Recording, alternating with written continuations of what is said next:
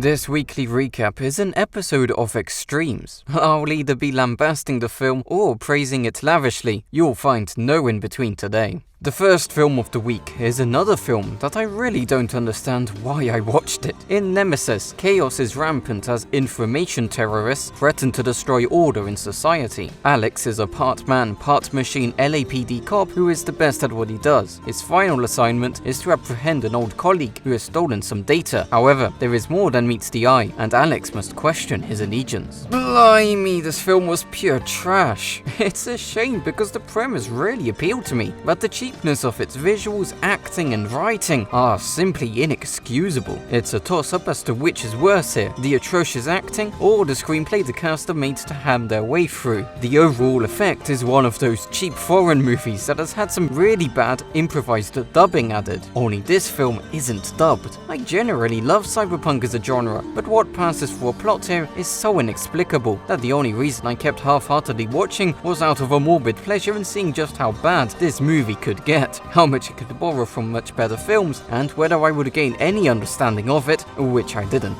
To be honest, I really shouldn't have bothered, and certainly shan't for the many sequels that Albert Pune somehow managed to make. I get that there's a few people who do love it for what it is simply because they dig the style, but I find it practically impossible to enjoy anything of such low quality. I give Nemesis an F1.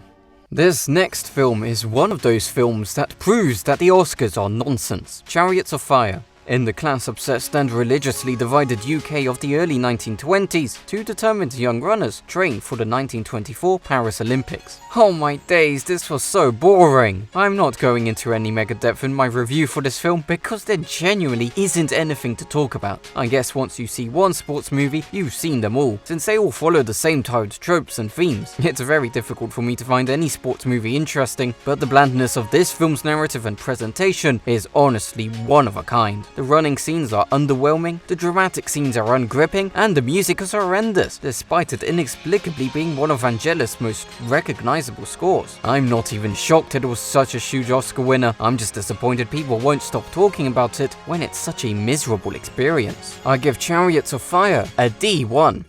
Okay, I thought I wasn't going to watch this next film, but I got dragged into it and had to suffer through over 2 hours of trash all over again. With part 3 of Rurouni Kenshin, Shishio has set sail in his ironclad ship to bring down the Meiji government and return Japan to chaos. In order to stop him in time, Kenshin trains with his old master to learn his final technique. At last, the legend ends and I can put this wretched series to bed. Miraculously, the writing has gone from bad, but with interesting potential, to downright abysmal. Overly sentimental, obnoxiously cartoonish, lackluster philosophizing, and utterly wasted characters, amidst the screenplay predicated on the most absurd of plot contrivances. And that climatic duel that has been built up for the past 4 hours has to be the most overbloated and boring final showdown I've ever seen, ending in such an unsatisfying manner. The thing is, I did think that the film started off much stronger than its predecessors, so the downfall in quality is even more disappointing precisely because I recognized the attempt at crafting a competent story. I will also say that I think the political stuff is at least handled a bit better here, though it still doesn't fully dive into those themes and issues as much as I'd like. But just like with parts 2, it devolved so quickly back into the atrocious to the point where all I could do was laugh at all the stupid things that kept happening, as I was utterly powerless to find any redeeming qualities in the film, aside from the pretty visuals of course, which seem to have been created by the only people in the crew with any semblance of actual talent. I know that there's 2 more films left in this series, but considering that they just keep getting worse and worse, I think I really will just wrap it up as a disappointing yet conclusive trilogy. I give Rurouni Kenshin Part 3 an E2+. Stillwater is Tom McCarthy's latest film. This might be the first film I've seen of his, but I know Spotlight to have been extremely well received, so I should watch that when I have the chance. Anyway, Stillwater follows Bill Baker, an American oil rig roughneck from Oklahoma who travels to Marseille to visit his imprisoned daughter, Allison, as she claims she is not guilty of the murder that she has been charged with. Confronted with language barriers, cultural differences, and a complicated legal system, Bill builds a new life for himself in France as he makes it his personal mission to exonerate his daughter. Damn, what a performance from Matt Damon. I feel he's become pretty boring of late, but here he pulls out a stoic, subdued performance with the most subtle of facial changes, inducing a plethora of poignancy. Aiding him are Abigail Breslin, who delivers some superbly heartbreaking scenes as Bill's falsely imprisoned daughter, while Lilo Suvar has to be among the best child actors I've ever seen, with many moments that are overwhelmingly sweet. The funny thing is that I thought this was verging on being a bad movie in the first half, with far too much contrived drama amidst a weak vigilante-esque plot, but I really loved the change of pace that occurred around the halfway point, as it straight up abandoned that mediocre crime thriller to instead opt for a slow-burning character study. Normally I find such an inconsistency in a film's narrative structure to be detrimental, but I truly vibed with it here, as the writing and performances were top-notch. And while I guessed the twist literally from the outset, it didn't detract at all from making the gradual build-up to that revelation incredibly impactful. I give Stillwater a B3. Let's get our political hats on now. The Killing Fields tells the real-life story of a friendship between two journalists, an American and a Cambodian, during the bloody Khmer Rouge takeover of Cambodia in 1975, which led to the death of 2 to 3 million Cambodians during the next 4 years, until Pol Pot's regime was toppled by the intervening Vietnamese in 1979. I saw First They Killed My Father First, which is funny because everybody was comparing that to this, as though there was a huge gap in quality, but I found them both to be brilliant, aside from some glaring flaws that I'll elaborate on shortly, so I don't see the need to compare them. Jolie's film can essentially be viewed as a remake of this film's second half, only with a more modernized aesthetic. The first half explores the lead-up to the revolution through the eyes of passionate and unrelenting journalists. This part of the film is very slow-paced, but its meticulous and character-driven detailing of the story is certainly gripping. The second half is probably the most exciting the film gets, as sickening as that may be, since it delves right into the eponymous killing fields, with communism in its purest form decimating the population, all viewed through the eyes of the Cambodian journalist who got left behind. While the film noticeably changes tone between these two halves, it's a wonderfully effective method for heightening the tragedy and the fear induced by the Khmer Rouge. However, it's a shame about the bombastic music, because it spoils the natural emotion by over-sentimentalizing many already poignant scenes. Honestly, should have let the writing, performances and cinematography speak for themselves, because they all beautifully bring to life this horrifying true story of the evil humanity is capable of. But although I feel some of the directorial decisions were detrimental to the quality of the film, this is certainly a harrowing experience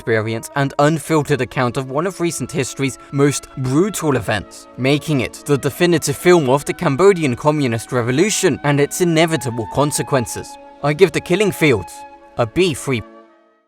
The Suicide Squad is the latest blockbuster to have come out to cinemas, and I made sure to grab my seat on day one. Supervillains Harley Quinn, Bloodsport, Peacemaker, and a collection of nutty cons at Belle Reve Prison join the super secret, super shady Task Force X as they are dropped off at the remote, enemy-infused island of Corto Maltese. Now, I haven't watched the original Suicide Squad, and truth be told, I have no interest whatsoever in the well-being of DC. I literally only watched this for Peter Capaldi, which is funny because he's pretty much just playing the Doctor, with many lines that I swear I've heard him say before. But as much as I love Capaldi, as well as James Gunn for the brilliant 2 Guardians of the Galaxies films, I honestly wasn't expecting this to be any good. So imagine my surprise when I found out just what a fun, wild mess this turned out to be, full of great characters, amazing visual effects, a lovely amount of morbid humor, and self-aware comedy, plus a genuinely decent plot. DC have been having a hard time ever since Zack Snyder spearheaded their disastrous cinematic universe, failing miserably right from the outset since it was so hastily constructed. Suicide Squad is probably the most hated of the films that have come out of this company in recent times, which is no doubt an indictment of how incongruous edgy tones and dark lighting are to making the average superhero flick enjoyable, which is why James Gunn's fusion of his morbid humor with light-hearted action and a bright aesthetic for the sequel to Suicide Squad is simply a work of genius. Of course, a big problem with packing your film full of comedy is that it's inevitable not all the humor will land, so paired with some weird moments of sincere sentimentality, my laughter did gradually die down as the film progressed. But even so, the Suicide Squad is teeming with creativity in both the writing and visuals, crafting a film that might not be the most incredible thing ever made, but is certainly worth catching at the cinema.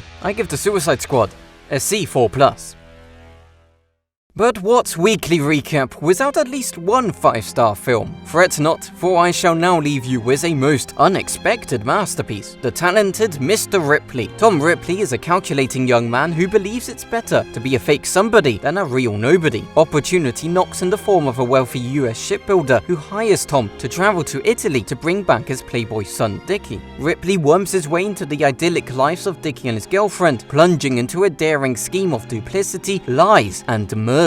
Let me just say now that I am so grateful for the way it ended, when that final scene happened and Matt Damon's reflections converged into one another amidst a heartbreaking voiceover. I was chanting in my head for it to end, not because I didn't like the film, far from it, I loved this film, but because I've never before in my life seen such an ideal place to cut to black, and for it to actually do so, than in this film. What I find so shocking about this film is how there's absolutely no misstep in the presentation. Pretty much from the word go, the filmmaking on display is enchanting, delving straight into the story with no need for a pointless preamble. This is one of those films that has an excellent screenplay that goes into most fascinating territory as the plot thickens, but is made truly great by the performances. Jude Law, Gwyneth Paltrow, Kate Blanchett, Philip Seymour Hoffman, and Jack Davenport make up a superb supporting cast with such a distinct blend of humor, melancholy, excitement, and introspection, which really helped in making all of the scenes immensely enjoyable to watch. But obviously, Matt Damon is the real star of the show with his psychopathic but simultaneously sympathetic character, switching so effortlessly between his two personalities as he attempts to hold the lies together. This might just be because I've been watching him recently, but the directing style rather reminds me of Hitchcock, since the entire film is an unending experience of being utterly gripped to all the twists, thrills, and tragedies that befall this gorgeous cast of characters. Not to mention the incredible cinematography and creative editing, which are deceptively brilliant, considering most of the time it's putting up a facade of normalcy, letting it drop at the perfect time to heighten the emotion with fascinating splendor. Plus the music, from the jazz to the opera, is simply divine, infused with such a gorgeous amount of energy and passion to elevate what was anyway a masterful film into something that I could truly adore. I give The Talented Mr. Ripley an A4+. Right, what did you think of my ratings? Do you love The Talented Mr. Ripley as much as me? What are your thoughts on the new Suicide Squad movie? Let me know down in the comments, and if you liked what you saw, feel free to like. If not, feel free to dislike. And consider subscribing so as to not miss out on more weekly recaps. And of course, special thanks to my patron, Luke, who helped to make this episode happen.